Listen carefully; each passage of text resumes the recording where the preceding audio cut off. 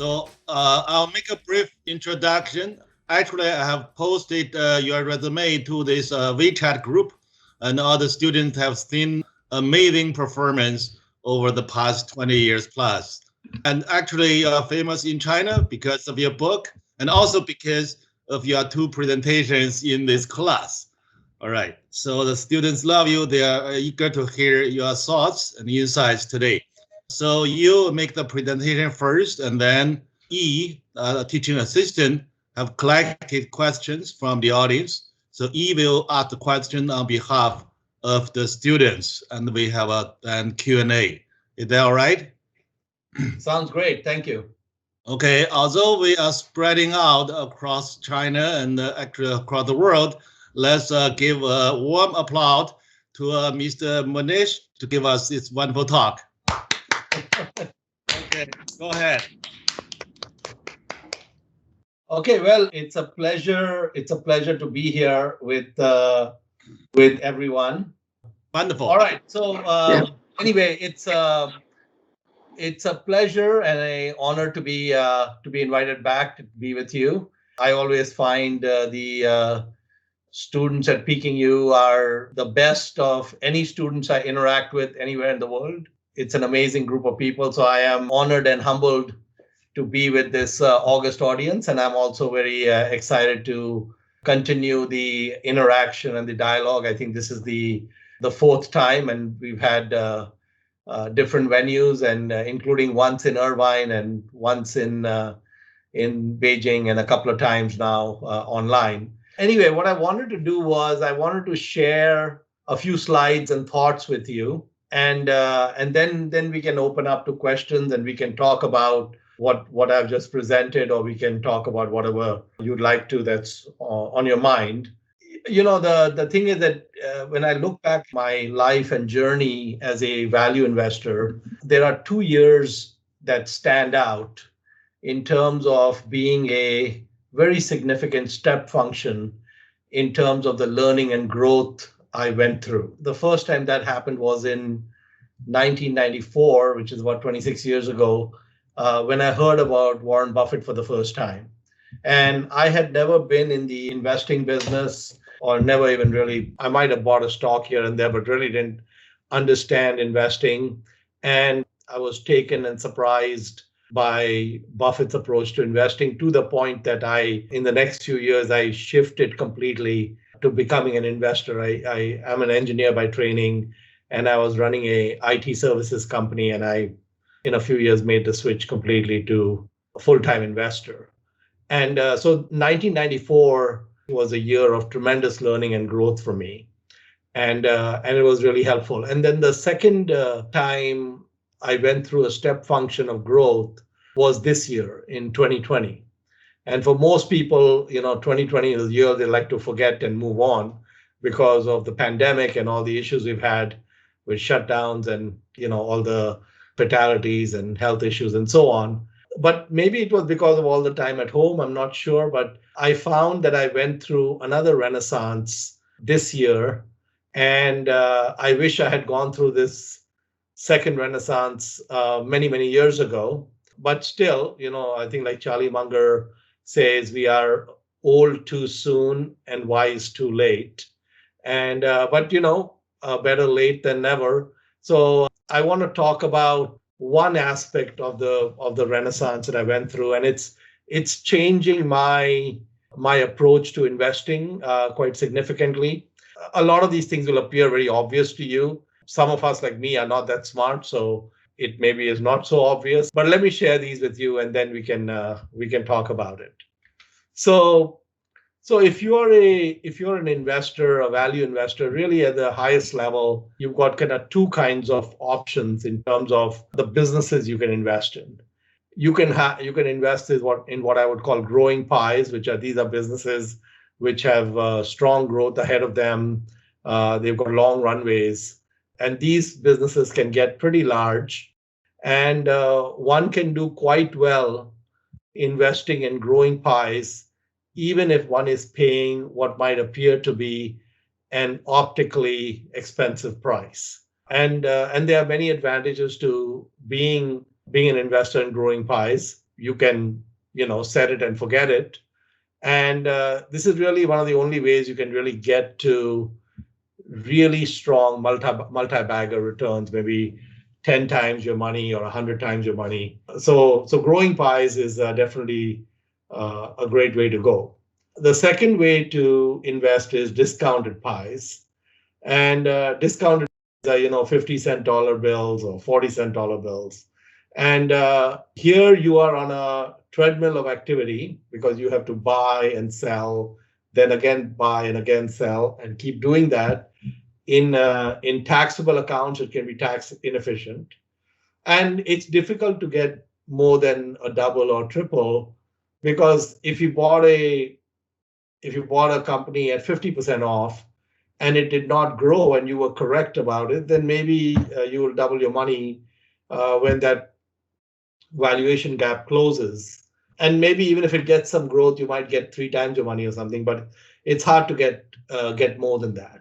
When I started as an investor in 94, having just heard about Buffett and so on, I was focused on growing pies.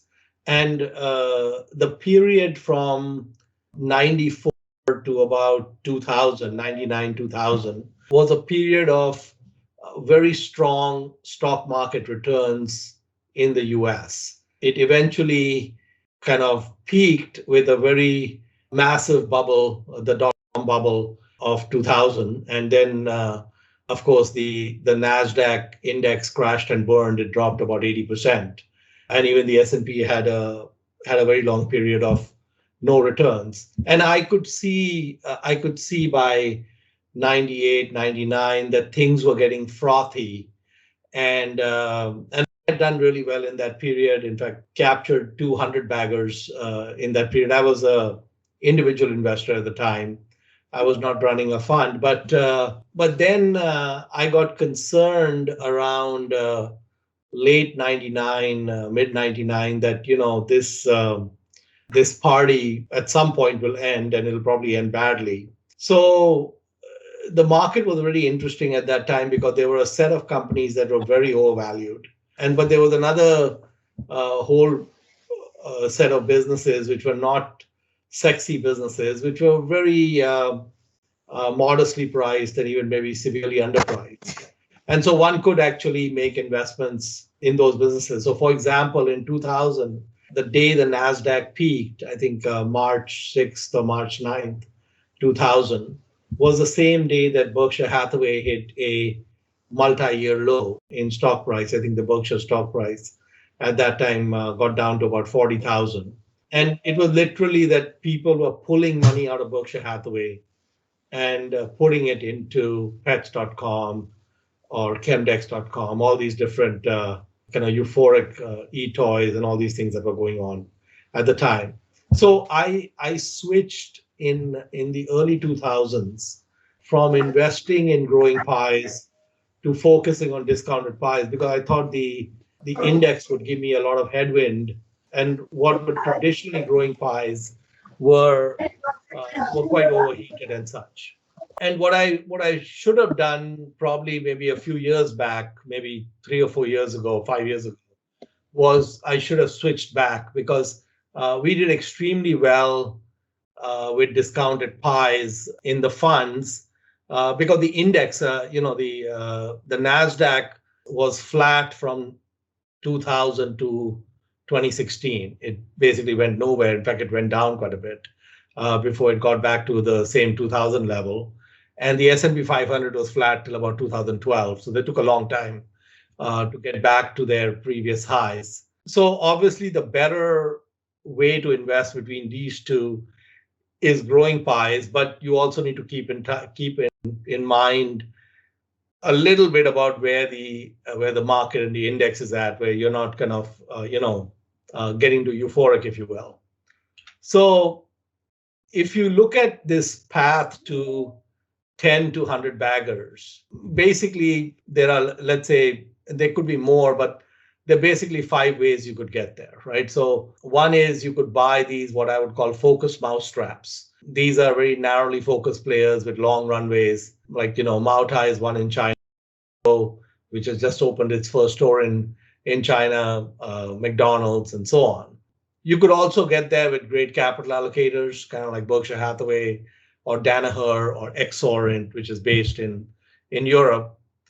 Or you could also get there by investing in the Uber cannibals. So the Uber cannibals are companies that are very focused on stock buybacks, and they end up buying back, large portions. So, for example, a company like NVR, which is a US-based home builder, from 1996, when they started doing stock buybacks, until now, 2020, they bought back something like 82% of their shares outstanding. So just 18% of the shares outstanding are left. And NVR has delivered, I think, it's more than a 70 bagger in that period. The stock has gone up more than 70 times. In fact, in the last 20 years, it's gone up more than 55 times. And the business actually has not grown that much. All they've done is they've taken all their free cash flow every year and pounded it into buybacks. AutoZone is another one. These are not rapidly growing businesses, but again, similar story. And then one that happened in the 60s and 70s was Teledyne with Henry Singleton.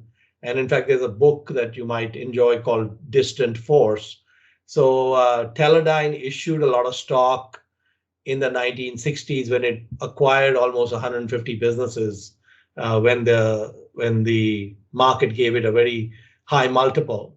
And then in the 1970s, when the US equity markets were very cheap and collapsed, and Teledyne was trading at maybe single digit multiple of earnings, Henry Singleton bought back more than 80% of the stock. And again, in the case of Teledyne, they delivered about 125 times the value from 1960 to 1980. It was about 125x. And then you can also get to multi-baggers by buying, deeply undervalued players, companies that have gone down a lot. I've done some of that, and these are some companies I've invested in. Tech Cominco was one I bought right during the financial crisis in 2009. It became a 10 bagger. Fiat Chrysler in 2012, it also did very well, and then Ray Industries more recently. But the one I want to talk about today, which is part of the renaissance this year, is the spawners. And the spawners are companies that continuously spawn related and unrelated businesses. Very few companies have the DNA to be great spawners. And we'll drill down a little bit on the different kinds of spawners. And basically, these are companies that have a deep conviction of, and really it's part of the DNA, to keep adding and incubating new businesses that have the potential to be massive growth engines. They expect many of these things to fail, and they take failure in their stride. And a good example is the Bezos quote. It says, staying in day one requires you to experiment patiently, accept failures, plant seeds, protect saplings, and double down when you see customer delight. And Amazon is one of the great spawner companies that we have. Spawning also has a lot of advantages, in fact, a lot more advantages than cannibals, because cannibals have to pay tax on their earnings, and then they can use the money to buy back shares. In the case of spawning, what you're doing is you're basically reducing your net income, which basically then reduces your taxes. So in effect, you're getting a interest-free loan from the government on very easy terms, payable when able. So for example, through most of its history, Amazon has hardly reported much in earnings. Their core businesses were quite profitable, but they were taking all the cash flows and continuously investing them into new bets. 30, 40% of the money that they were investing would have gone to the government if they didn't do that. So it's a very capital efficient way to do this if you are good at spawning. So there are different kinds of spawners, and I came up with these different spawners on my own. And they may be more, but I think this captures a lot of it. So adjacent spawners are companies that create businesses that are close to the business they already are in. They kind of are looking at, like Amazon when they started was only selling books, and then they started adding more categories. They started selling music, and they kept adding more categories. So it didn't require a lot of change in the business. That's what I would call adjacent spawners. Embryonic spawners are companies that acquire businesses and then nurture them into much larger enterprises. And for example, through most of its history, Microsoft has not been a acquisitive company. It basically kind of grew its businesses organically, but they bought what we know as PowerPoint as they actually bought the company, and then they changed the name to PowerPoint and then made it part of Office. So that was the example of an embryonic spawner. Cloner spawners are not innovative.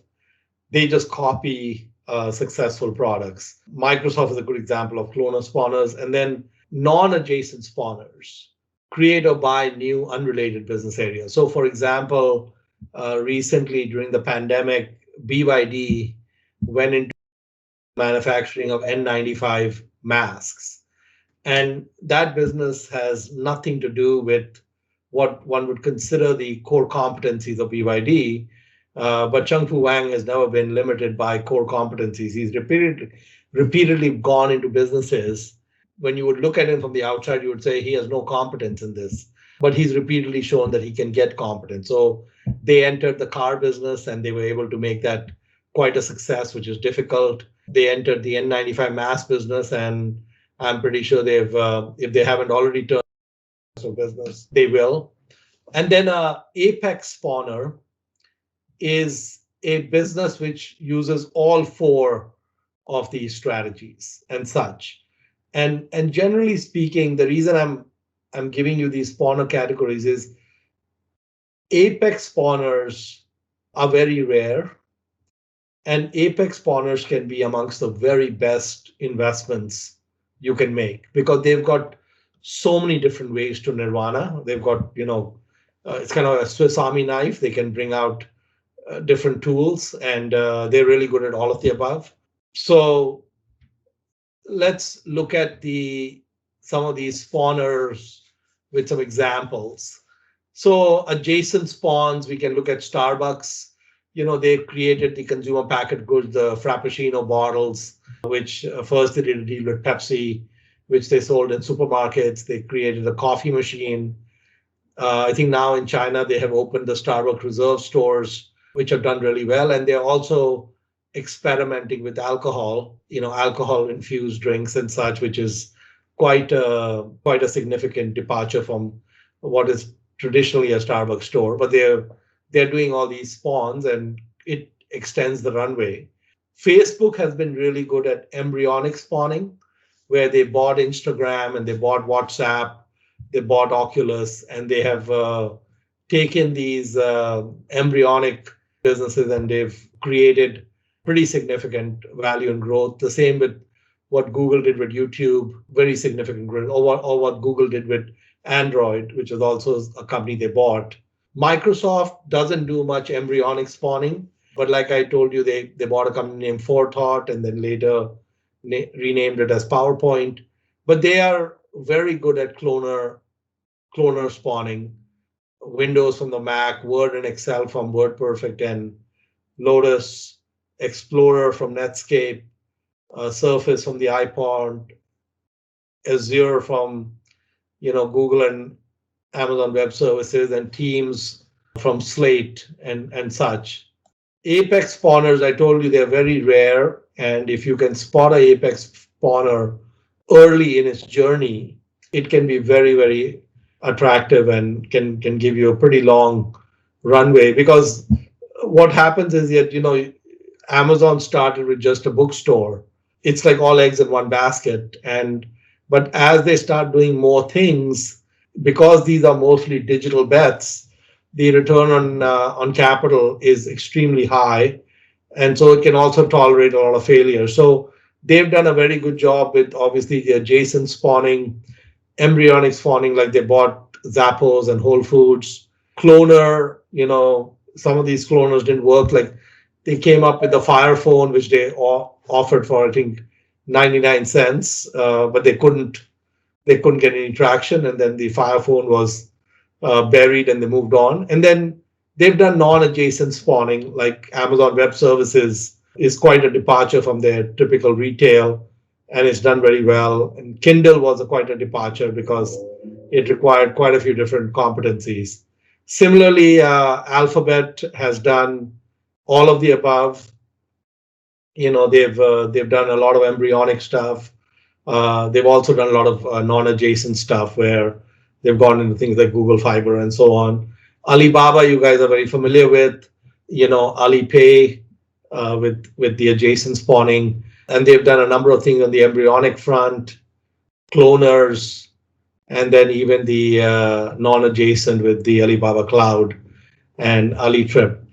Berkshire Hathaway Reinsurance was a spawn that Ajit Jain did for them, probably worth over 100 billion in value that business has created for Berkshire from scratch, where they pretty much didn't have to put up a lot of risk capital to make that happen.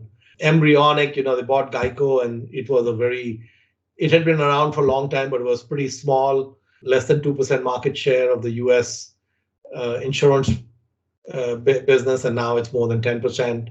Mid-American Energy has grown a lot. Nebraska Furniture Mart has grown a lot. They've started some digital insurance companies recently, 3 Insurance and Byberk.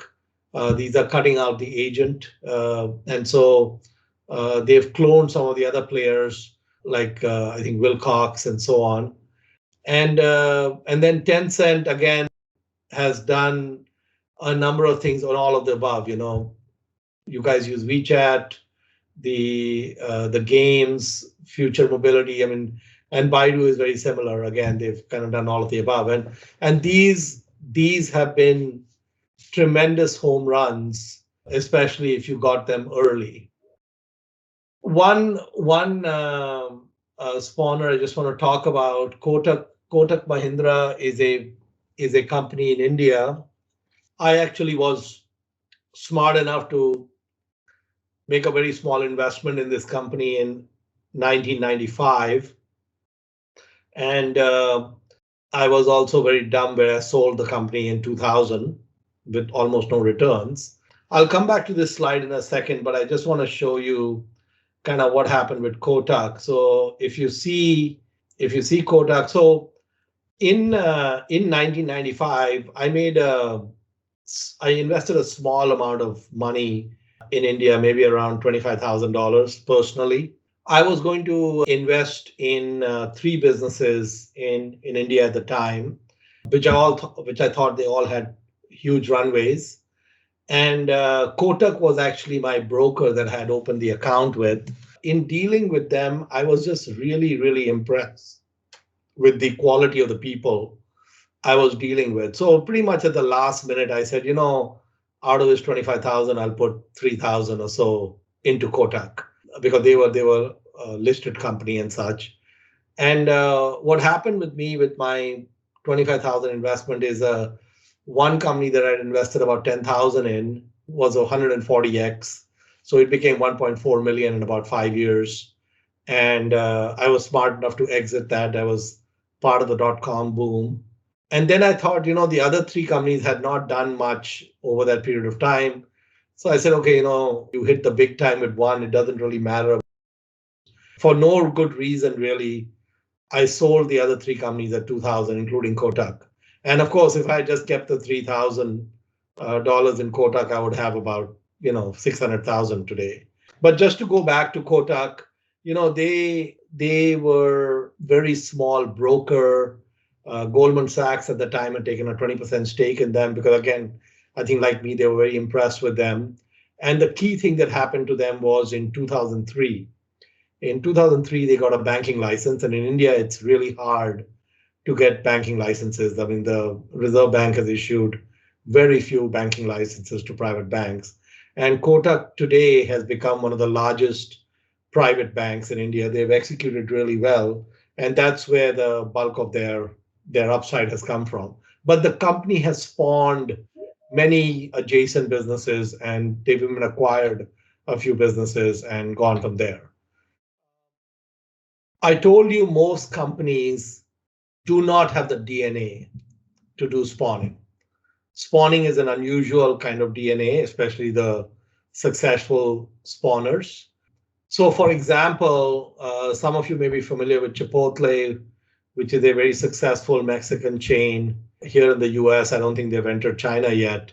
But McDonald's actually spotted Chipotle when they just had about 20 or 30 stores in Denver, in Colorado. And I think they took a 20 or 30% stake in Chipotle. And then later, McDonald's felt that it was a distraction for them to own this business. So Chipotle had grown a lot. It had gone from 20, 30 stores to a few hundred stores.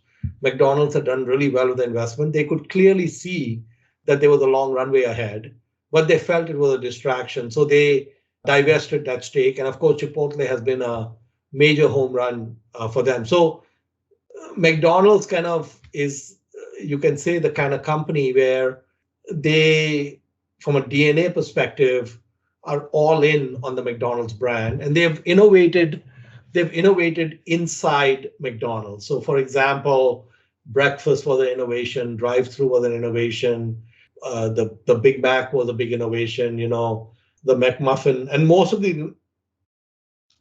these innovations came from their franchisees. But McDonald's basically is a company that is not.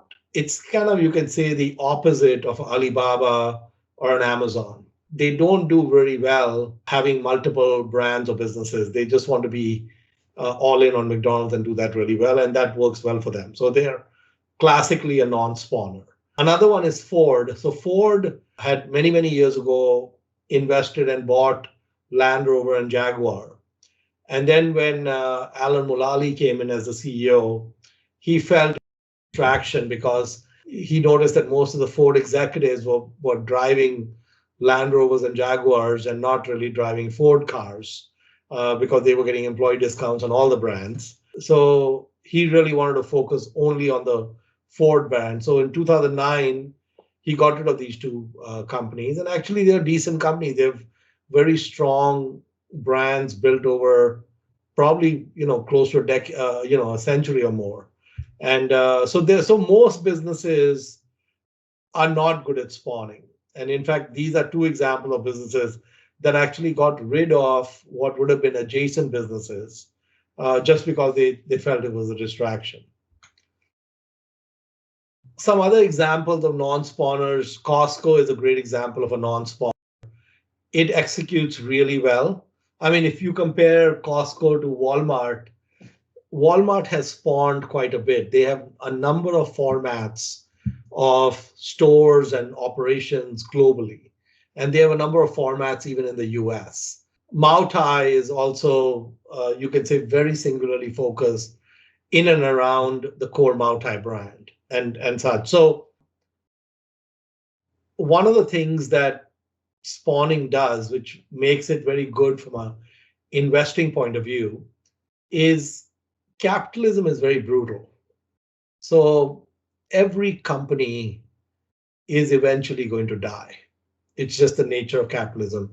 Even the strongest businesses, there will come a time when Alibaba will not be around, Amazon will not be around, because if you just study the history of businesses that were dominant 50 years ago, 100 years ago, they're not with us today. GE and IBM were good, strong spawners. If they had not done spawning, they would have died a long time ago. So spawning extended the runway of these companies. Microsoft originally was just making compilers. They had a basic compiler. They were a compiler company. From there, they went into becoming a operating system company. They actually bought the company that became MS-DOS. And it would just be a shadow of itself without spawning, because all these things that they've done is all add-ons to the core business. And so spawning basically keeps the mothership young and healthy. So it has a lot of advantages, including I already told you about the tax advantages. Some rules on spawning investing is that you can probably study these statistics in China, but if I look at the United States in the last 20 years, there were 3,700 IPOs in the US in the last 20 years.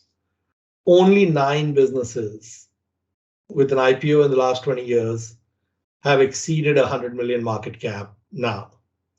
If you just make a simple assumption that a business that you invest in will never get to more than a 50 billion market cap, if you just made that assumption, then by inversion, you get a couple of rules.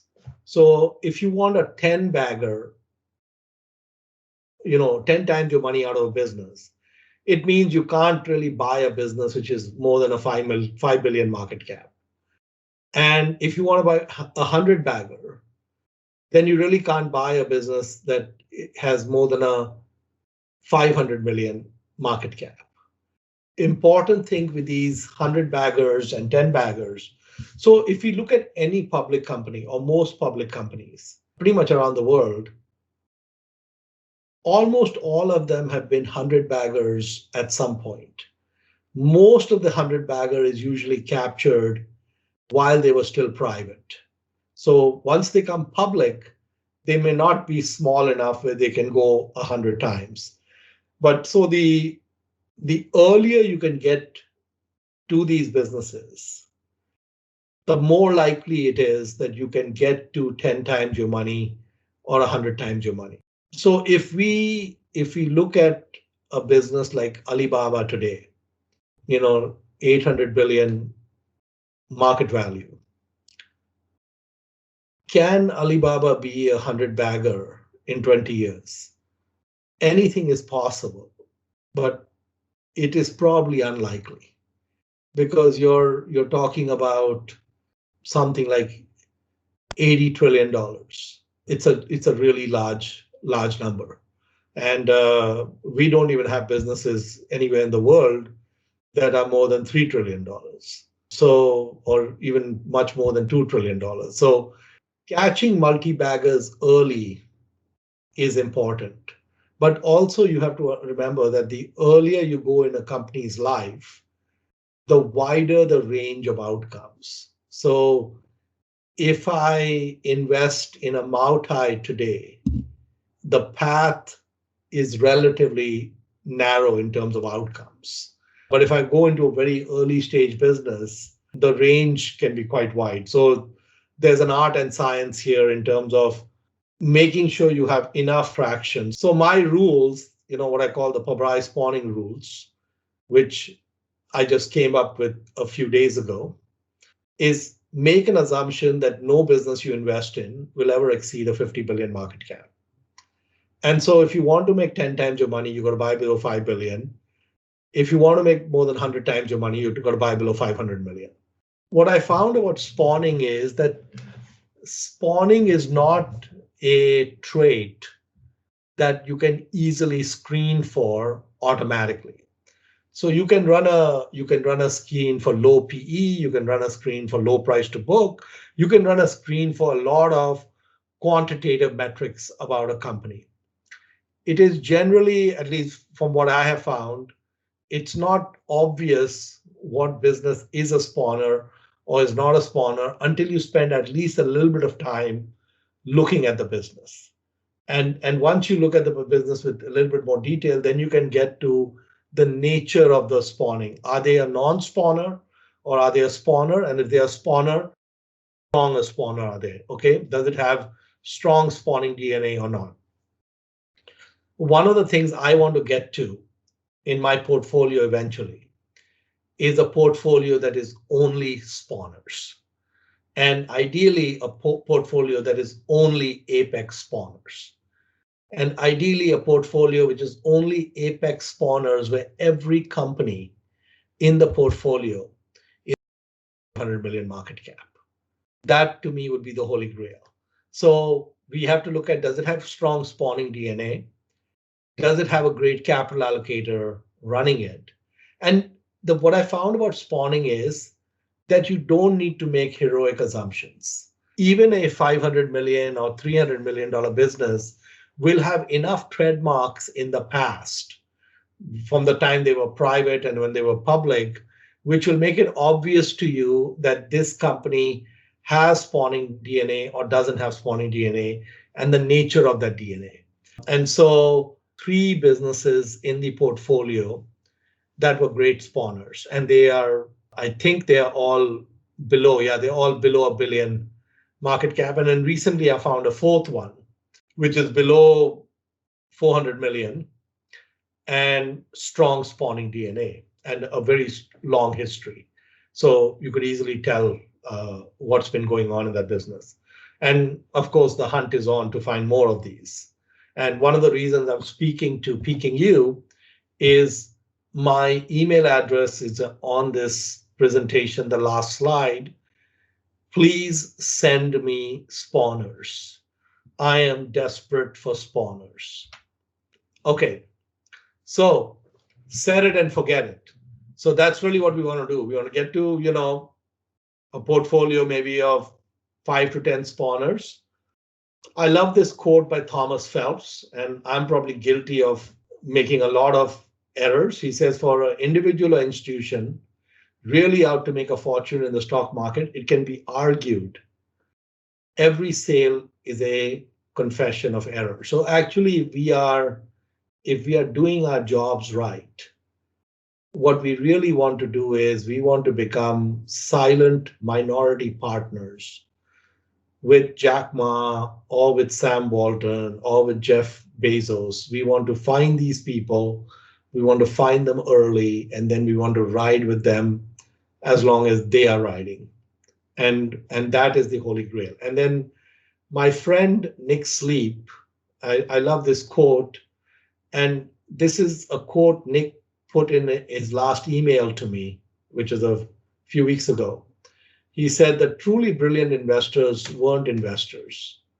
They were entrepreneurs that didn't sell.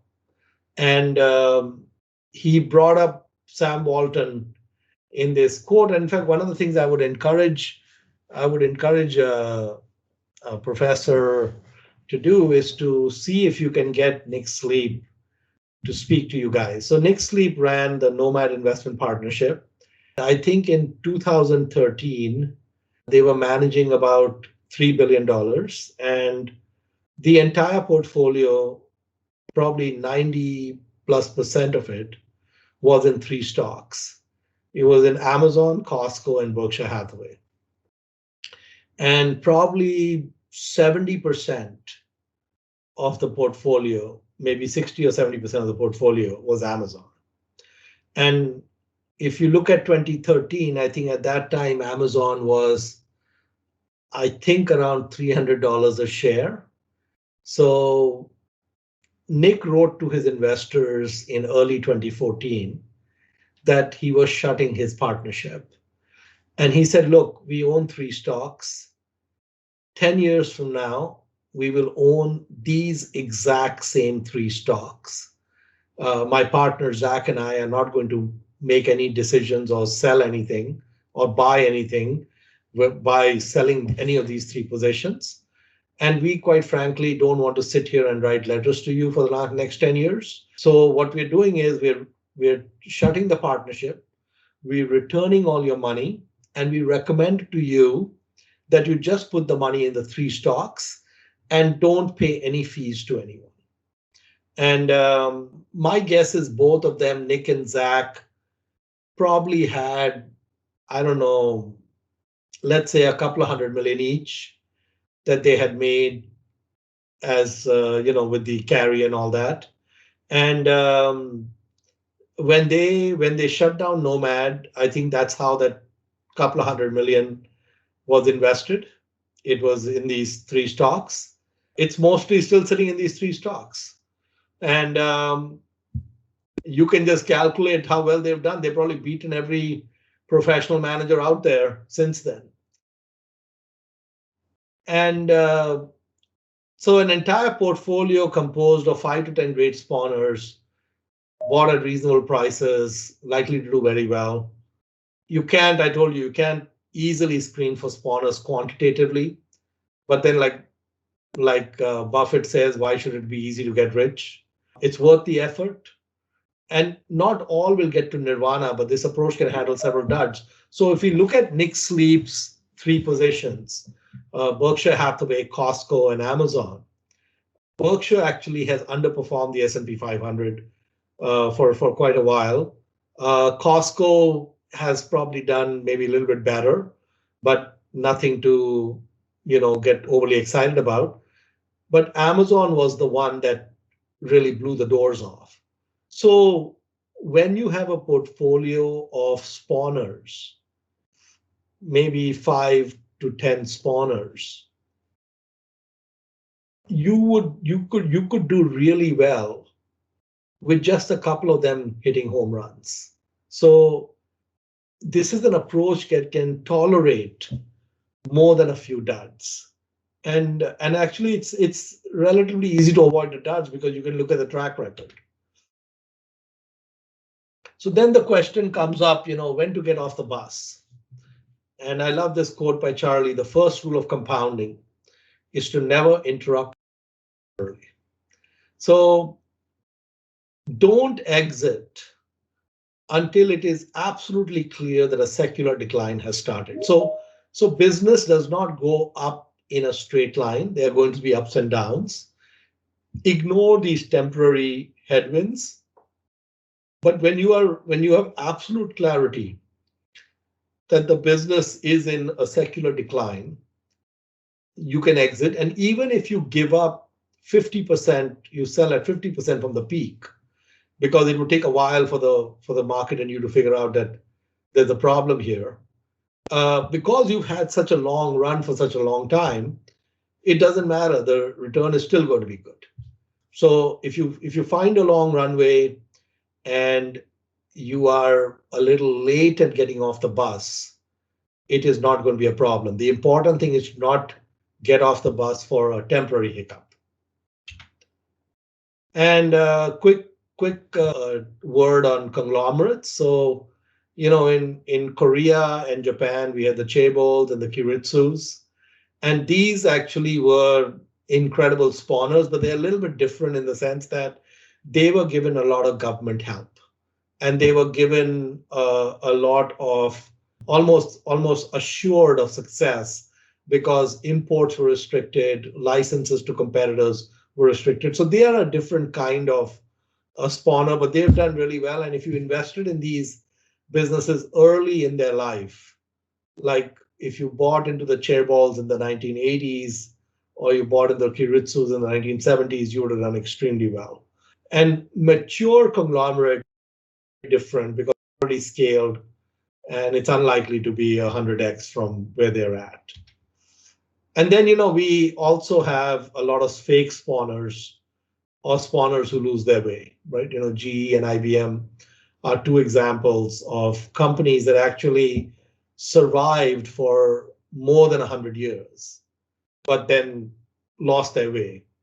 And I had 200 baggers in the 1990s. CMGI was one, which is in the US, and Satyam was in India. They are both what I would call fake spawners.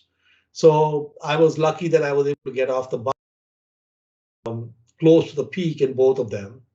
But CMGI, for example, was more than 100x. But then, they were spawning .coms, and eventually almost nothing worked and the company disappeared.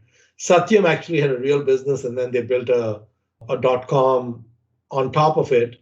So it would have been about a 25x for me if I had collected what was truly owed to me. But I got more than 140x because there was euphoria. And then we had a bunch of fake spawners in the 99, 2000 timeframe, like Internet Capital Group, Idea Lab, Safeguard Scientific. So, you have to make sure that the spawners you're going into are not fake. They're real, and that they have some staying power. And pretty much every public company was or will be a 100-bagger. I already told you this. Walmart had already given the Walton family more than 100x for the 70. It gave them another 20,000x after the IPO. So there was a long runway there. You could have gotten on that bus for a long time. That's an unusual spawner. Companies like Uber, etc., are unlikely to deliver 100x post IPO because it came public at 50 billion. So you would need to get to 5 trillion, which I would be skeptical about. And that's the song and dance. And you see my email address there to send me the spawners. And I think we can open up to questions. Thank you. Great. Thank you. Yeah, thank you. Very great insights about the spawners, Mr. Pabrai. You mentioned that by looking at the histories, one can find clues about whether a company has the DNA of spawning.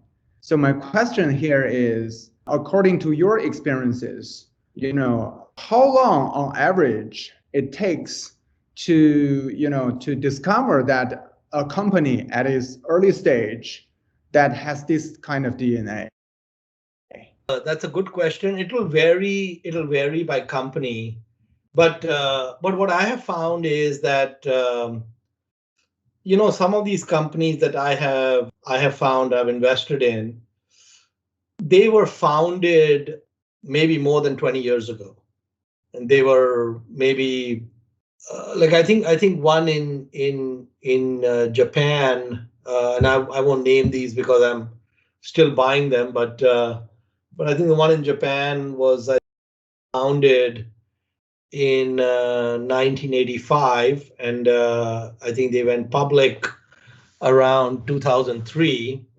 The founder was 25 years old when he started the company, and now he's 55, and he's a young 55. And the business is very non-Japanese in the way it runs and the kind of things he's done. He's an innovative guy. And so there's a very long history there. I mean, there's a 30-year history that I could look at in that business. And it's very obvious that spawning is very core to the DNA. So I think that what you can do is you can say that if you do not obviously see spawning in the DNA of the business, and it doesn't need to be a 30-year-old business, it can be obvious in 10 years. It can even be obvious in 5 years. It's, just some businesses are, you can see that relatively quickly. But I would just say that if you said that I'm going to have a portfolio which is only a spawner portfolio, and I'm only going to invest when it's very obvious to me that they have great spawning DNA, and I also put upper limit on the market cap, you will find things. There's a quote from the Upanishads. So the Upanishads are these holy scripture books in India, which are probably written about 3,000 years ago. And let me just start to think if I can. So the full quote is, "As is your wish, so is your will. And as is your will, so is your deed. No, as is your will, so is your desire. And as is your desire, so is your deed." And then the punchline, "Your deepest desire is your destiny." So if you truly want something, like you are in love with some girl and she doesn't care about you, but if you truly want that person and you purely and totally focus on that, it will happen. Okay. So the same thing with these, the hunt for spawners. If you say that it has to fit the following criteria, There are 50,000 stocks globally, thousands in China. And so if you just, systematically go through that, you only need, if you can only find one in a year, that's enough. One a year is good. So you don't need too many. So you have so much time to find one. And then that's okay. Okay, thank you. All right. Thanks for the great presentation. That was a really interesting perspective. What helps you identify spawners apart from their, say, M&A and their spawning history? For example, is management an important factor that you look at, and how do you identify a good management that might turn the company into a spawner? For example, for Amazon, probably having Jeff Bezos as a CEO was pretty important for the company to turn into a spawner. Yeah, so first framework is, for me, it's a very new framework. It's just a few weeks old. Probably the framework is still evolving, and in fact, you are the guinea pigs I wanted to test the framework with, so that's good. What I have found so far is, historically, when I looked at businesses, so let's take a business like Google, okay, Alphabet. So Alphabet, when they release their financials, or their quarterly results, or their annual report, they talk about other bets. Okay, so they have a section called other bets, and they make all these investments in these other bets. Okay, historically, when I looked at a business like Alphabet, I would just take the other bets and ascribe a zero value to them. Okay, because I would say, who knows what's going to happen over here? So I would say, well, I would say that, let's put it this way, it was maybe not an explicit value assigned to it, but I said, okay, this is upside without downside. So I just say, okay, it's good to have that, but I really can't, right? Because these are too embryonic, and who knows what's going to happen with these things. Now, when I look at Alphabet, I don't look at it that way. It becomes very clear when I look at a company like Alphabet, it's a spawner. Very clear. Okay, there's no ambiguity about it. Not only do I know it's a spawner, I can tell which categories of spawner they are, right? I can see, have they bought embryos and grown them? Have they, created businesses of their own, which are very different? So Google started with only search, right? And then they bought, Android was not created by Google. Android was bought, and then they scaled Android, right? And YouTube was bought, and they scaled YouTube. So some things they have grown in-house, and some things they have bought and scaled. So you can clearly look at the categories of what they've done. And now you can say, okay, it's very obvious Alphabet is an apex spawner. It's very obvious. You can say that about Alibaba, very obvious. Tencent, Baidu, you can say it about all of them.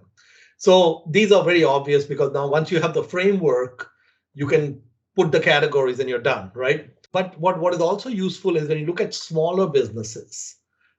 So some of you may have heard of Chamath, with his whatever million followers or whatever he has on Twitter. So Chamath is spawning SPACs, right? The special purpose acquisition companies, right? And what he's saying is that he has one for every letter of the alphabet. So I was looking yesterday at a company with the ticker symbol is IPOB, okay? He has IPO A, IPO B, IPO C. These are all public companies. And he said it'll go all the way to IPO Z, okay?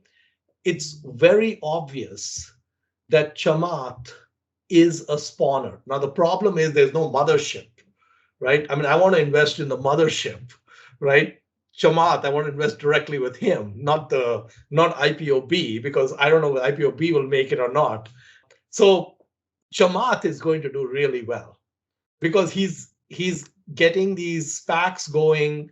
Probably more than half or 2/3 of them may not work, but we don't need a large number of them to work, because they're going into such high potential areas. Like, for example, IPOB is a company, the name is Open Door, and they are doing something which I'm not sure whether it'll work or not. They are basically trying to disrupt the way homes are bought and sold in the US. So instead of me listing a home for sale, they'll just come and say, I'll give you the cash today and you're done. You don't have to, have buyers come and look at your home and disrupt your life and all of that. We'll give you 5% less than the market price, but you don't have to deal with anything and you're done in, 3 days. So, and they're able to do billions of dollars worth of home purchases doing this. Now, I don't know whether this business eventually works or doesn't work, but it's one of his bets, right? So I think it becomes relatively easy to, once you have, in the past, I did not have the spawner framework. So when I didn't have the spawner framework, I would just look at like Google other bets and just say, oh, we don't know. Now I know that if the company has spawner DNA, like Google, if Google was less than a 500 million market cap or even a 5 billion market cap, I'd want to invest in that. Because I can say that it's in their DNA. I mean, they are giving 1 day a year to employees to do whatever they want. It's in their DNA to create new businesses, right? So I think it becomes very obvious when you look at a lot of companies with that framework in mind. You can tell it's obvious that they are a spawner or they're not a spawner. Okay, thanks a lot. And perhaps a quick follow-on question, if that's fine. So how do you then evaluate that spawning part of the business? How would you evaluate Google's extra bets? Because I guess doing a discounted cash flow is pretty difficult on that because. So I would say you still can't value it, but what you would be willing to do is pay more for the rest of the business. Okay. So previously I would have taken an approach saying other bets is zero. I want it for free. I'm not paying for it. Now that I understand the DNA is like that, I'm willing to pay something for the DNA. Okay, that makes sense. So you make a normal. So you can say that, okay, let's say the business has a value of 50, for example, pieces that you can value, and this other bets would be zero. You might say, I'll give them 5-10 billion for that other piece, because zero might be too extreme. Okay, that makes sense. Thanks a lot. Yeah. Hi, Mr. Pabrai. Thank you for your sharing. I think the key is really knowing who is a spawner and who is a fake one early on. And in your research, what is the common culture or management style that you found among the successful spawners? And can you give us, you listed a few companies, but can you give us a company that you thought was a spawner at the beginning, but over time you found that it was actually not?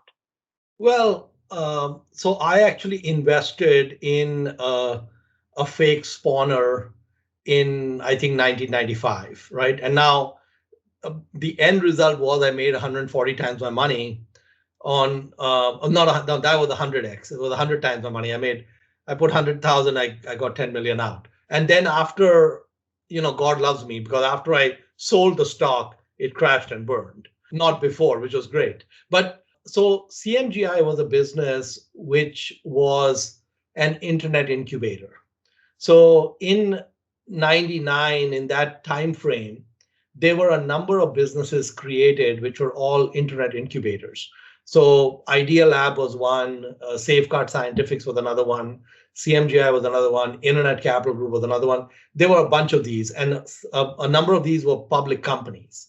And because I was in the IT business, you can say I was like 2 steps ahead of the rest of the market, not very far ahead, just a little bit ahead. And so I could see that the internet, I remember I think it was in 93 or 94 that I saw whitehouse.gov. The first website I ever saw was in 93, whitehouse.gov. And I was just getting, looking at the World Wide Web and all that at that time. And I could see that this thing could be transformational. So at that time I was saying, okay, I know the internet will be big. I have no idea who the winners are going to be. So what if I invest in a company that just keeps spawning these companies, right? And we don't need a high hit rate. And if you're paying very little for the mothership. So at the time I invested in CMGI, I was not paying much more than cash for the business. It was not really understood by the market. And as they started, creating these .coms, which eventually didn't go anywhere, the market got very excited about these businesses, just like they're excited now about these SPACs, for example, right? And the SPACs may have legs. We don't know. We'll see how it goes. And then later the valuations became so extreme that I just felt that this is in bubble territory now. I couldn't still tell in 2000 whether their businesses would make it or not. I just felt that the valuation was ridiculous. And so I got off the bus. So I think it may not always, I mean, I think if you are riding curves, and especially if you're riding flavor of the day curves, it may be hard to be able to tell which one is a fake and which one is not a fake. Like for example, the year 2020 is the year of the SPAC. Everyone has a SPAC. And so clearly there is, when you have that type of stuff happening, it's likely that there is a bubble there. It's likely that a lot of those will not go anywhere. But it also could be possible that if you could find a way to invest in other ship, like I would like to invest in Chamath if I can find a way to do it cheaply, not the SPACs he is creating, but directly him without paying high premium. That would be interesting. So I think what you can do, if you want to make sure that you avoid the fake ones, is don't take flyers on these things where you can't tell. So, set a high bar saying it has to be obvious it's not fake. And for example, I have these 4 investments in these 4 spawners. I don't think any of them are fake because they have such a long history. So we'll see. But I don't know how many of them will actually go to 10x or 100x. We'll have to see what happens there. I'm pretty sure at least 1 or 2 of them will get there. Sorry, and for these 4 companies that you own, the spawners, what would you say is the common factor, commonality among the management style, like philosophy or their management style that makes you believe that? Yeah, so the common element across all of them is that there is a long history that I could study about the management. I could look at their behavior and what they have actually executed over a very long period of time. I think in the case of the Japanese company, I could see 30 years. Some of the other companies I'm able to see, well, let me just try to think. Yeah, so yeah, at least 10, 15 years of history, which is a lot gives you a lot of data on that. So it becomes obvious. I think as long as a business if the business doesn't have more than 5 or 10 years of history, then you have to be able to get that level of history on the CEO or leader, what they've done in the past. You have to have at least that. You need to have at least 10, 15 years of history on the leader.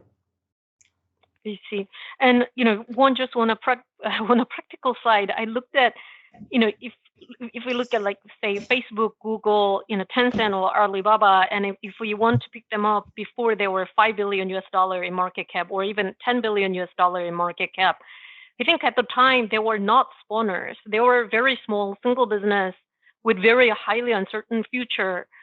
So yeah, I'm curious. The examples, the holdings that you hold, these are long history, but still with long history of spawning, but still like under 10 billion. Is that the case? And the thing is that if I were to give you their names, you would be underwhelmed because they are not in the sexy businesses that Google and Tencent are in. Okay. I think Google, Tencent, Alibaba is, flavor of the day. Everyone loves them. So I would say that, yes, I agree with you completely that, well, I won't say I agree completely. I would say a business like Google was not a spawner, but it was not a fly-by-night company when it came public. So when it came public, they dominated search and they had disrupted the previous players completely on search. And they were like sitting at 90% market share. And you could easily tell with AdWords that their revenue potential just on search was huge. So Google would have been a bet that would have been a bet based on search, right? It would not have been a bet based on spawning. But then what you could have done if you had this presentation at the time is that as they started to spawn, then you would know that this is a keeper. Don't ever sell this, because now they're showing. So sometimes what can happen is another way to use a framework is that you may invest in a business that does not have any trademarks that it's a spawner, and it turns into one. I mean, I would say that probably when Lilu made first investment in BYD very early, it was not a spawner. But then he suddenly enters the car business, which is completely different than the business they were in the past. And probably a lot of people are deeply skeptical of that move, and he made that work, and then you can see that he can do all of that. So I think, yeah, sometimes you may stumble into a spawner in the sense that you invest in a company which is a one-trick pony, but it turns into a multi. And then when that happens, you have a way to kind of put a framework around that and say, okay, I can keep this business because now it has spawning DNA. Got it. Thank you very much. Sure. Thank you, Mr. Pabrai, for such great inspirations. So I'm just wondering, when you try to identify new spawners, are you concerned if companies may get, a little bit too excited in burning cash or get distracted along the way instead of really at the things they're truly good at? So, for example, if McDonald's tried to be a spawner in the early days, is it possible that it may just not get to where it is at today? Yeah. So one of the core DNA traits of a great spawner is they are not going to make large early bets. So they will be unwilling to bet the farm. I mean, this is classically what entrepreneurs do. So what they want is they want a free lunch. Okay. I mean, I don't know the details of, for example, if we study BYD's entry into N95 masks, for example, completely different business than where they were in the past. But I'm almost sure if I study the numbers, I would find that if that completely failed, it would be a rounding error for them. It would not affect maybe 90% of everything else that they have. So a key trait a great spawner has to have is that when they make a bet, and Amazon has this in the DNA, the bets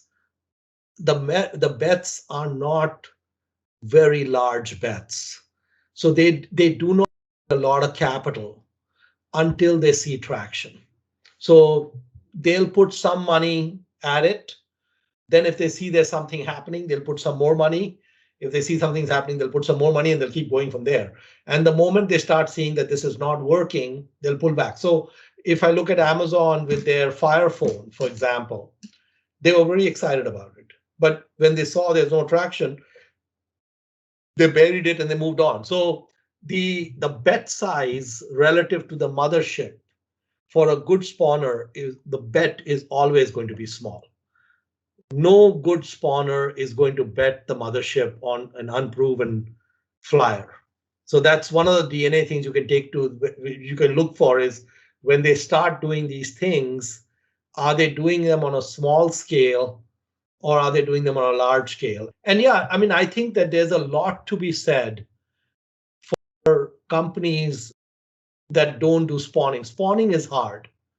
Spawning requires you to have an approach where you can watch 5 or 10 things and be good at watching 5 or 10 things. Most humans are not good at that. They need to be focused on one thing. So very few companies can actually be good spawner companies. And so if I look at a company like Costco is the classic unspawner, one format, and they've just stuck to that format forever, and they will not change that format. And that works well. It's a great investment. It's worked out great for a long time. So I think you have to make sure that the spawner that you're looking at is not one that's making erratic, huge bets.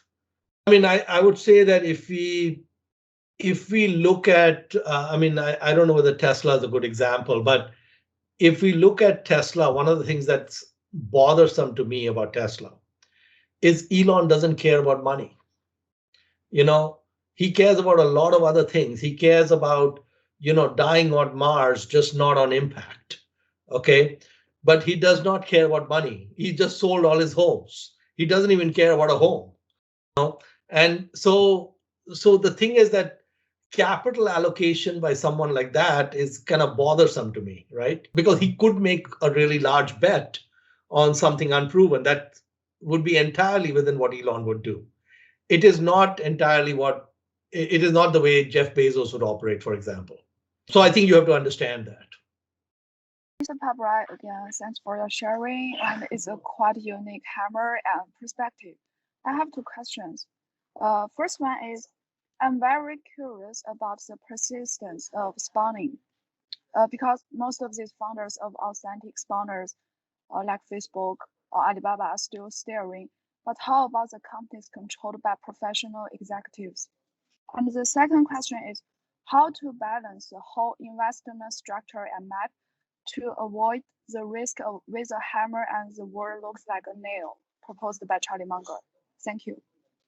Yeah, I mean, I think that you're absolutely right that the spawning DNA is very critical. I think when I look at the more I have invested in or accidentally invested in, they are founder led. So the founder has the DNA, and the founder still is young or relatively young and still running with the same DNA.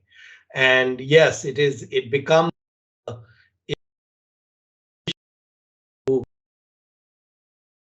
that then you have to study that. You have to make sure that you have enough data that can this next generation run things. In some cases, the next generation can be better than the previous generation. So for example, in India, one of the largest companies is Reliance Industries, and the second generation is running it. And the second generation is better than the founder. The son is better than the father. And so in that, but it would have taken some time to understand that's the case. And I did not. So I think yeah, you have to, if there's a transition that has taken place to professional management and the spawning took place while there was a founder, it's a red flag. You have to have enough data on the professional manager, whether they understand that. And one of the things we don't know, we'll have to see that when a business like Amazon transitions to the next leader, has the spawning DNA deeply entrenched into the business so much that the next leader has that hardwired and ready to go. We'll have to see if that is actually the case. I did not get your second question. Can you repeat the second question? Okay, the second question is how to balance the whole investment structure and map to avoid the risk of with a hammer the world looks like a nail. It is proposed by Charlie Munger. Yeah, so I think the thing is that you have to make sure you're not fooling yourself, because you are the easiest person to fool. But yeah, so I think take a step back. One of the things Charlie Munger had told me, he said, it's always good to have somebody to bounce your investment ideas with, someone you can talk to about your investment ideas. So I said, you mean like you had Warren? So he said, I did not always have Warren. He said, sometimes I would discuss my ideas with somebody else, not always Warren Buffett. But he said that it was in investing, it is very important. And the person you should discuss your ideas with needs to be a peer. It cannot be like an employee-employer relationship, because there the hierarchy may make the candid sharing of perspectives harder. But if you can share your ideas with a peer who can be honest and candid with you, that is one way to avoid thinking everything looks like a nail. You have to avoid making sure you don't think everything looks like a nail. I'm really wondering if this spawning whole picture is like the hammer for right now.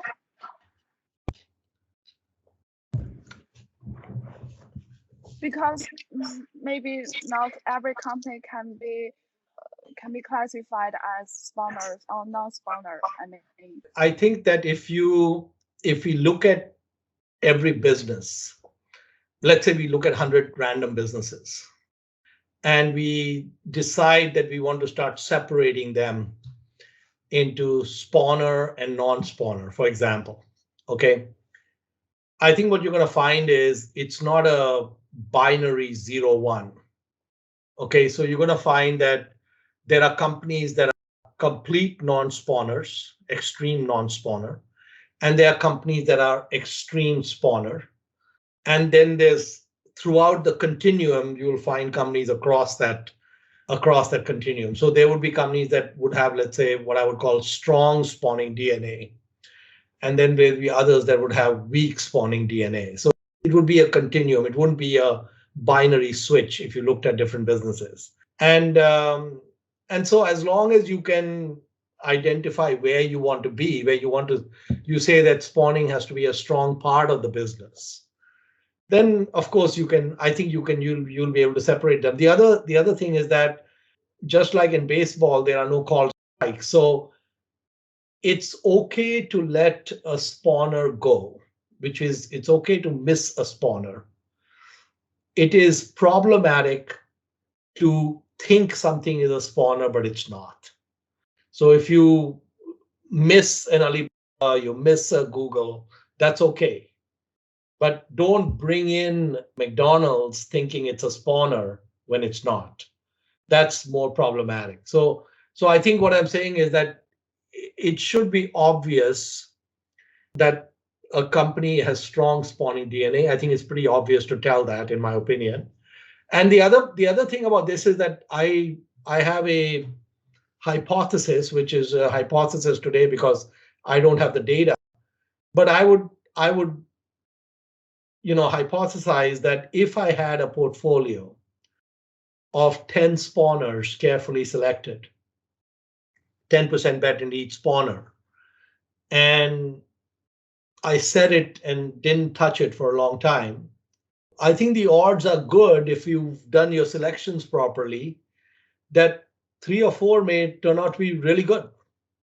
And that's all you need. If you get 2 or 3 that are really good, it will make up for all the mistakes that you could come up with in all the other ones. So if you just identify a few that gives you very strong returns, as long as you don't lose much money on the others, you'll be okay. So I think it's an approach that can tolerate you being wrong. Business is difficult. Trying to forecast future of a business is difficult, no matter what. And we may be wrong on some of these spawners, and that's perfectly okay. And we don't need to be right on all of them. He really was absolutely right on one business. And that's all he was really, really right on. When the first Amazon shares he bought were at $30 a share in 2002, right? And he never sold. And he bought at $30, he bought at $100, he bought at $200, he even bought at $300, right? And so it didn't matter. There were about a dozen companies in his portfolio. This was the only one of consequence that mattered. So, and it didn't matter what else was happening. Thank you for sharing everything so generously. And I have 2 questions. My first question is, because the past 10 years was a bull market, so does that make you change into the framework of spawner? What if the past 10 years have been a bear market? Would you have a different thinking on change your philosophy? And a quick follow up on CMGI, because you somehow capture the whole 100% X. What if the position was not 10% bet? What if they were 100% bet? If they were 100% bet, would you be like too worry about the position, so you somehow not being able to capture the whole process. I know there was a mistake because you mentioned that you said you should have sold at 5x. My question is, does that position sizing made you become less worried about the position so you could catch the whole process? So those are good questions. So with CMGI, actually what happened at that time was in 94, my net worth was $1 million. Okay. It was a 10% bet, $100,000. Okay. And I let that bet run for 5 years and it just kept going up. And I saw they were spawning all these companies and I said, maybe some of these will hit, we'll see. And eventually what happened is the entire portfolio, I think, was worth about 14 or 15 million dollars, close to about 15 million. So CMGI was sitting at about 2/3 of the entire portfolio. Okay, but I was not a professional money manager then. It was my own money. And I really didn't feel or care that there was this degree of concentration. I was paying more attention to it as it became a larger and larger portion of my net worth. And that's why I eventually, when it got to about 10 million, I looked at the numbers. I said, this thing could blow up. I'm not sure. And I said, at that point, I felt like 10 million will change my life. Okay, guaranteed to change my life, right? So I said, let's ring the register and put the money in the drawer, and so that we are set with that. And so that was part of the thinking, but I didn't really want to do anything with it earlier. And I think your second point about the last 10 years and so on, in my opinion, I think spawning transcends markets, just like great businesses transcend markets. So I think that if we find a great entrepreneur who's executing well, those businesses can do well regardless of the markets we are in, as long as we are able to invest in them at a reasonable valuation. The bear market might make it easier to find those kinds of businesses because no one's interested. I have one more question. Go ahead. The question is about short-term suffering. It's like, because in 1970, Charlie Munger has suffered, his investment portfolio has suffered a lot. And Mohnish, you also said before that every time you buy something, things goes down by like 20%. My question is, how do you deal with those short-term suffering? So, there's a saying, if wealth is lost, nothing is lost. If health is lost, something is lost. And if character is lost, everything is lost. So we are just talking about wealth. If you buy a stock and it goes down 20%, which happens to every stock I buy, by the way, you're not buying a stock, you're buying a business, right? Yes. And before you buy the business, you've understood what that business does and what that business is worth. So then you're not going to get distressed. In fact, you should get happy. If it's gone down, you can maybe get some more than what you had before. So it has never bothered me that, stock prices move around and all that. I think it is in the nature of auction-driven markets that we are going to see these swings. I think that's just, if you just look at the Shanghai stock market and you throw a dart at, if you have a page with all the stock names and just throw a dart at any name, just look at the 52-week range of prices on that stock. It will be 70 to 150, okay, or 30 to 70, right? I mean, every stock in 1 year has a range which is so wide. If we look at home prices over 1 year, the change is 5% or 10% or 15%. It's not 50%. So auction-driven markets are going to give you very wide swings both ways. And we can take advantage of those swings. So it's just in the nature of auction-driven markets that you're going to have movement and volatility. That's just part of the game. Hi, Mohnish. How are you? Thank you very much again for sharing your very candid thoughts with us. And my question are a little bit different versus the previous ones. The first question is related with Berkshire Hathaway. And I know you are quite close with Warren Buffett and Charlie Munger. So any thoughts about Berkshire's latest trade, for example, dumping Costco and selling many banks' stocks, etc.? And the second question, I'm not sure is proper or not, so feel free to share whatever you can. Your portfolio seems quite concentrated, i.e. MU and SRG from some public materials. And you had SRG in 2017, and now you loaded quite heavily from the second quarter this year. So any reason, insight you could share with us? Thank you very much.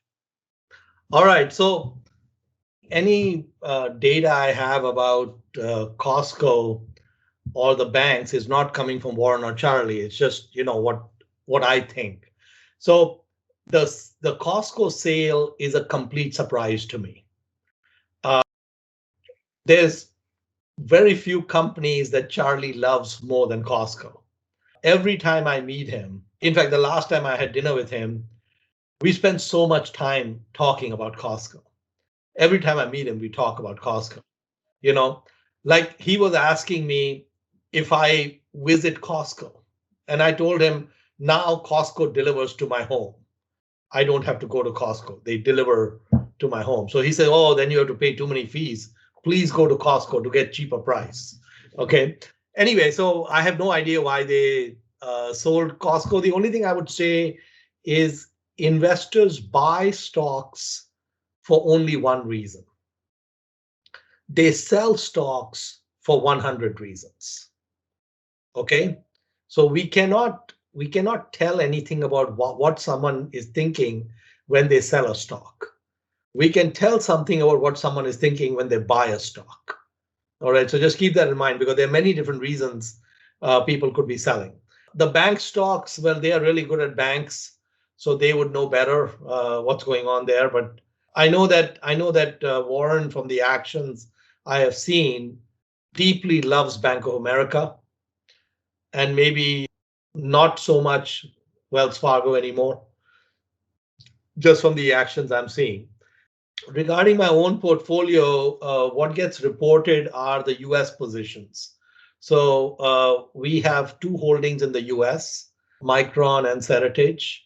And so those show up in the quarterly filings we have to do. I don't really have a whole lot to say about either one. I mean, I would say that Seritage, Micron we've held for, I think, about maybe more than a couple of years now. But Seritage, we bought a stake in the second quarter of this year. And, you know, the stock price was down 80%, 70-80% from where it was a few weeks before that. And so maybe that will give you some clue as to why I might be interested. But I do want to clarify that Seritage is not a spawner. In fact, Seritage is what I would call an unspawner because they keep selling some assets to keep the ship going. So it's the opposite of a spawner because it was bought in an era when I did not have the spawner framework, but I'm still very happy with that investment. Thank you, Mohnish. I really appreciate your time. So I have really two quick questions. So the first one is, you mentioned you were starting your own business while working full-time, you know, after work and then spending on weekends. So do you think you would become the investor you are today without that entrepreneurial and operating experience? And then my second quick question is that you emphasize like circle of competence, right? So do you think physical location is a big part of that? Because, for example, even though I'm Chinese, but I live in the US, so I feel like I understand the business dynamics much more about US than in China. So do you think the physical location matter? Obviously, you and Warren and, you know, Charlie invested in foreign companies without probably visiting those countries. So your thoughts on that as well. Thank you. Yeah, those are good questions, Terence. Yeah, so I think yes, I think it's a very big advantage if you run a business before. In fact, specifically the spawner framework, I'm not sure I could have come up with the framework if I had not run businesses before. Because when I was running my IT company and I thought about it when I was doing the spawner framework, is I was doing spawning in that business, and it was adjacent spawning, right? And I saw how little capital it took. It took some brain power, but it took very little capital. And some of these bets that I made, where the amount invested was so small, but they grew quite significantly. So I saw the power of spawning directly. And that's when I realized that I have to pay attention. So when I transported my own personal experience into some of these public companies and started looking at them, I could look at them from the same lens like I had looked at. So definitely, I think it is a huge advantage if you have run businesses before and such. I think there's no substitute for that. The second is that I think in terms of circle of competence and where to invest and so on, I think you have to have very high conviction. Anytime you're making investments, you have to have very high conviction. You cannot be concerned that you don't understand something or whatever. So the thing about investing is that the size of the circle of competence that we have is irrelevant. What is more relevant is that we stay within the circle. So I've talked even in this class about Charlie's friend John Arriaga, who only invests in real estate within 2 miles of the Stanford campus, and he's a billionaire. So he only understands not only real estate, but within real estate, he only understands real estate in a very small area. If someone told him to invest in real estate in Los Angeles or another state or anywhere, he would just not be interested. And it did not stop him from becoming very wealthy. If you look at all these entrepreneurs like Sam Walton or Ray Kroc or any of these companies, Jim Sinegal with Costco, their expertise is very narrow expertise, but they became very wealthy. So it's the same in investing. So the important thing in investing is to stick to things that you're really good at and things that you really understand well. That's where you will get the biggest edge, and that's how you should approach it. Mm-hmm. Mr. Pabrai, in your last experience, what is your biggest mistake in investing, and what influences did it have happen on you? Well, I think the area in investing that gave me the most trouble was companies with leverage. So I had many investments over the last 26 years that did not work well. And a good number of them are concentrated on companies which had either they had too much debt or they were financial services companies where leverage was inherent in their model. And so I have been trying to make sure that the companies and businesses I invest in do not have a big dependency on debt and leverage. I still have businesses in the portfolio even today that have leverage. I think they're okay, but we will find out. So maybe I'm like an alcoholic who's not given up alcohol yet. But I definitely want to minimize. A good business should not need debt to do well. Good business can do well without debt. All right. Already 2 hours. It's about midnight in California. I think we have a very wonderful 2 hours listening to your talk and your question and answer. Actually, your first talk to us is through online, like this, like in 2016. The second one is on site here at the campus in 2017. Now we are 2020, the third time online. I hope next year you'll come back to Peking University campus to speak to this class again.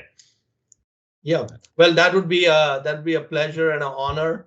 I haven't gotten on an airplane for about 10 months now, and it will be very good to be able to travel. Maybe I think May or June of next year onwards. In fact, one of the first trips I'll be making to China. So looking forward to it. Yeah, thank you. Okay, so I think wherever you want to visit in China, someone from this class will accompany you to there. Like last time, that'll be wonderful. This class took you to Maotai. I'm hoping some of your students will give me a Chinese spawner tour, everything below 500 million. All right. Okay. That's the goal. Okay. It also amazed me that the value investors as successful as you is still developing new ideas. Although the title of your talks this time is the same as the last one, but the content is brand new. Is the spawners, as this is new thoughts and new ideas, new framework. So I think this can also tell our students that as a value investor, never stop learning. Yeah, I was a little, I was not sure whether I should give this talk because it will mean I will have more competition. but it's okay, no problem. It's also the plus side is I will get feedback, which will be helpful. So that's great. Yeah. Okay. Thank you very much. Thank you, Professor. Thank you. Wonderful. Let's see, Changji, would you say something? Manish, it's very inspiring to listen to this. Yeah, it's definitely something like as value investors, we always have to think about what kind of companies we are investing, and how they can generate return for us, right? When you mention about BYD, it's actually to us it's more like a public venture company. Yeah. And they do have some very interesting managerial and company type of competitive advantages that they leverage on their manufacturing power and research capability that they leverage on. They also made a lot of many bad investment decisions. Like but I think one thing you probably have seen with BYD is the individual bets cannot sink the company. Yeah, that's right. So the bets are sized so that you can have a high failure rate, and it's okay. Yeah, and you don't need very many of them to work, and if they work, then they can scale quite a bit. Yeah. That's very, very important insight I learned. The entrepreneurs, how they make investment. You are totally right. They make bets that they will not kill themselves. That's very important. Yeah, because I think that they are making such early stage bets that by definition there's going to be high failure rate. Mm-hmm. There's no way to avoid the failure rate. It's going to be high. Yeah, but it also means that the ones that work have huge runways. That's right. But the problem is, a lot of time when we look at this type of companies, they are too expensive for us. You have to find the ones that the public doesn't understand. Yeah. When they are too small, it's hard to prove that they are the kind of companies we're looking for. Yeah. Great. Yeah, thank you very much. It's really it's a lot of learning for me too. I'm pretty sure our students have learned greatly. Yeah, thank you very much, Mohnish. It's always very inspiring. Well, I always find that your students, Professor Jiang, are the best. All right. Yeah. All the students I talk to, this is the best group. Yeah, they definitely ask very good questions. Yes. Okay. Really good. All right. So thanks very much. All right. I'm waiting for you to be on our campus next year. Absolutely. All right. Thank Okay. you. Good night to you. You enjoy sleep. Okay. Yeah. Thank you, Mohnish. Bye. Bye. Bye.